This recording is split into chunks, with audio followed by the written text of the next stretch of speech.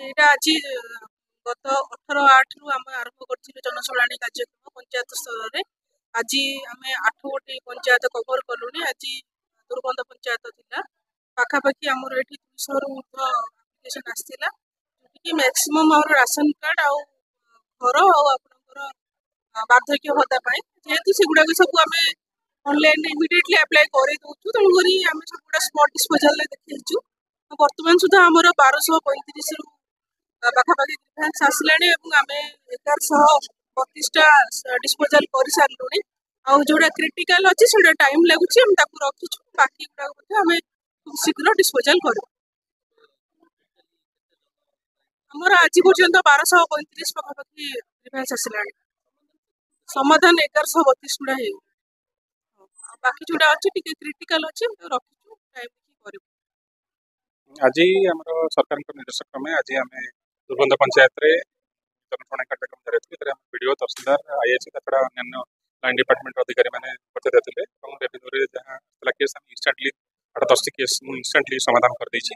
ଆଉ ଯେଉଁମାନଙ୍କର ଅଛି ଇନକ୍ୱାରି ଦରକାର ସେଗୁଡ଼ାକୁ ଇନକ୍ୱାରି ଆମେ କରିବୁ ଏବଂ 7 ଦିନ ମଧ୍ୟରେ ତାର ସେଇ ଅଭିଯୋଗ ଗୁଡ଼ାକୁ ସମାଧାନ କରାଯିବ। ଆଜି କାଉଣ୍ଟ କଲେ ଜଣାପଡ଼ିବ ଯେ ଡେସ୍କରେ ଅଛନ୍ତି, କହିପାରିବେ କେତେ ହେଲା, ମୁଁ ଏକ୍ଜାକ୍ଟ କାଉଣ୍ଟ କରିନି, କିନ୍ତୁ 8-10ଟି କେସ୍ ମୁଁ ଇନଷ୍ଟାଣ୍ଟଲି ଏଠି ଇମିଡିଏଟଲି ଆମେ ତାର ସମାଧାନ କରିଦେବୁ। ए गाँ सुरेंद्र साहू ए दुर्बंध हाँ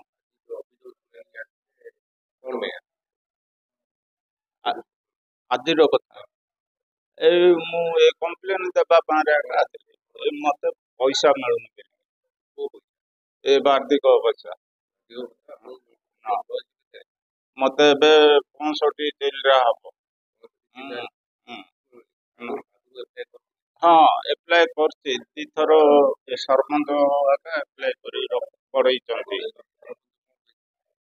मोर ना गान सब नेखिगिरी पड़ई जे मो मो समय आ मो ना सब बापा ना नेखिगिरी पठई एप्लाय करछि एप्लाय करिगिरी प्राय वर्षे 1.5 वर्ष हेलाଣି।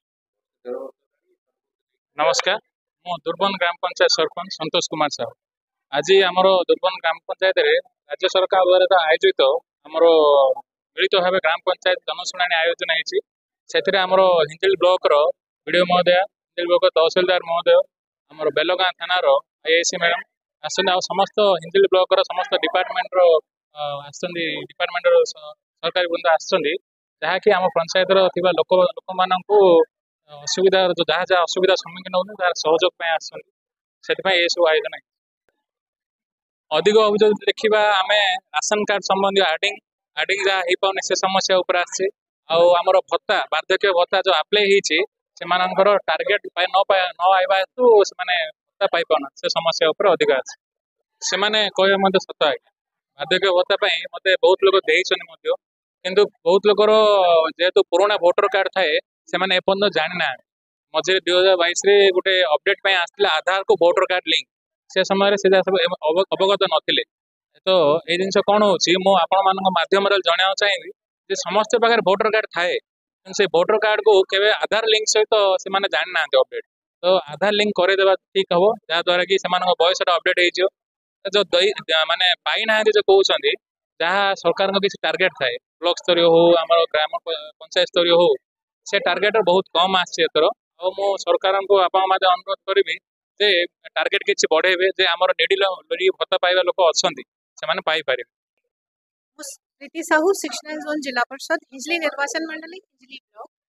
आज दुर्बंध ग्राम पंचायत ए जनशुणाणी प्रोग्राम 180 रु ऊर्ध्व ग्रीवेंस आसी विभिन्न ग्रीवेंस आसी सुभद्रा आसी जमी बाबद को लेकर पट्टा बाबद को लेकर आसी